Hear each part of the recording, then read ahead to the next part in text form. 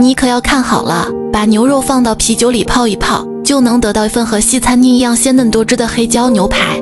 学会了，千万不要到处去炫耀。我们先把牛里脊切成这种厚片，再用刀背敲打，方便入味。牛肉嫩滑的关键就是放进啤酒里浸泡10分钟，这样可以改变牛肉的组织结构，从而软化肉质。泡好后加入洋葱，1包黑椒牛排腌料，很多西餐厅都在用它。再来1勺食用油，用左手充分炸拌均匀，再腌制20分钟。